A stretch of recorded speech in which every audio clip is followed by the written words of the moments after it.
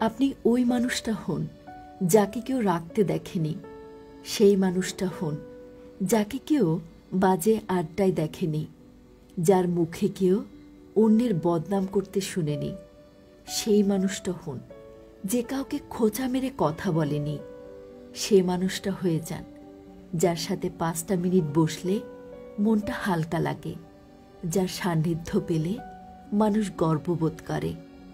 সে মানুষটি হতে পারাটা জীবনের সবচেয়ে বড় অর্জন, যাকে দেখে সবাই বলে পৃথিবীতে এখনো ভালো মানুষ আছে। এই মানুষটা হতে পারাটাই জীবনের পূর্ণতা, জীবনের সফলতা।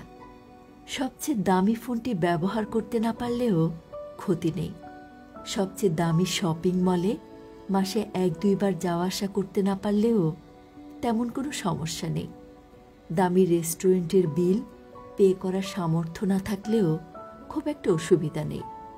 তার চেয়ে বরং নিজেকে দামি করতে হবে ভালো কিছু অভ্যাসের মধ্যে দিয়ে।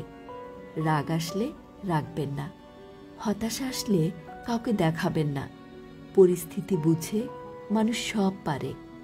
আপনি কি রেগে গিয়ে অফিসের বসকে গালি দিয়েছিলেন? রেগে গিয়ে কি চাকরি ছেড়ে দিয়েছিলেন? কখনো কি পুলিশের সাথে তর্কে জড়িয়েছিলেন? হাতের আইফোনটি কি রাগের মাথায় ভেঙে ফেলেছিলেন? না, এসব আপনি কখনো করেননি।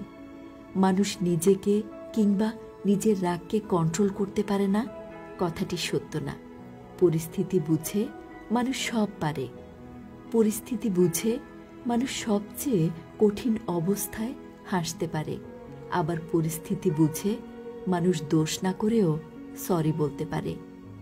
যেটা আপনি পরিস্থিতি বুঝে করতে পারেন সেটা স্বাভাবিক সময়ে কেন পারবেন না? যারা স্বাভাবিক সময়েও নিজেকে কন্ট্রোল করতে পারে তারাই হাজারের ভিড়ে আলাদা কেউ হয়ে যায়।